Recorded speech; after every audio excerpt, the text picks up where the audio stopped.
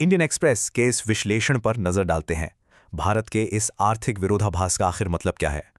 तो सबसे बड़ा सवाल यही है, क्या बम्पर चुनावी जीतें अर्थव्यवस्था की गहरी दरारों को सच में छिपा सकती है? मशहूर अर्थशास्त्री सुरजीत भल्ला ने अपने नए और काफी चर्चित लेख में इसी अहम मुद्दे की गहरी पड़ताल की है। उनका मुख्य तर्क एकदम साफ है। सत्तारूढ़ दल का मौजूदा रास्ता अर्थव्यवस्था के लिए काफी नुकसानदायक साबित हो रहा है।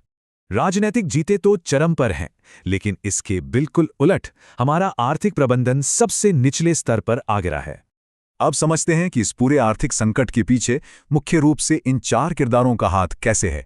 सरकार सिर्फ दोष मढ़ रही है, वहीं कमजोर नीतियों की वजह से कॉरपोरेट्स भी पैसा लगाने से घबरा रहे हैं। दूसरी तरफ कमजोर विपक्ष एक तरफा शासन को बढ़ावा देता है और डीप स्टेट बैकग्राउंड से सब कुछ कंट्रोल करता है। क्या सबसे तेजी से बढ़ती अर्थव्यवस्था का टैग सिर्फ एक भ्रम है?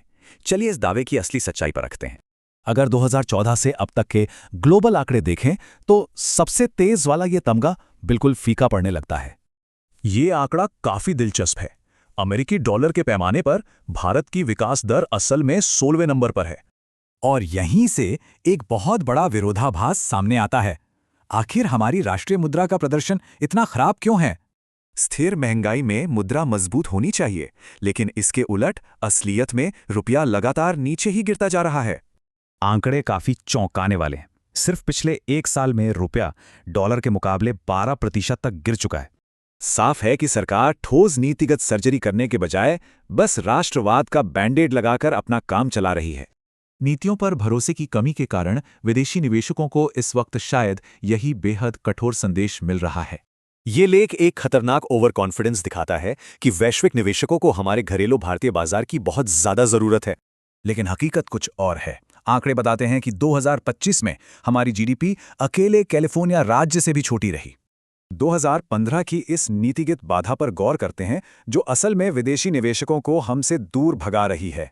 इस नियम के तहत विदेशी निवेशकों को पहले पूरे 5 साल सिर्फ स्थानीय अदालतों में ही इंतजार करना पड़ता है। बड़ा सवाल है, जब स्थानीय लोग ही इन अदालतों से कतराते हैं तो विदेशी अरबपति अपना पैसा यहां क्यों फंसाएंगे? निष्कर्ष यही है कि इस भारी चुनावी सफलता ने सच में एक खतरनाक आर्थिक ओवर कॉन्फिडेंस को जन्म दे दिया है। चुनाव जीतने से ताकत जरूर मिल सकती है, लेकिन केवल सही नीतियां ही देश में असली समृद्धि ला सकती हैं। अंत में एक बड़ा सवाल, क्या हमारी ये मौजूदा नीतियां कभी देश के लिए सच्ची और लंबी समृद्धि ला पाएंगी?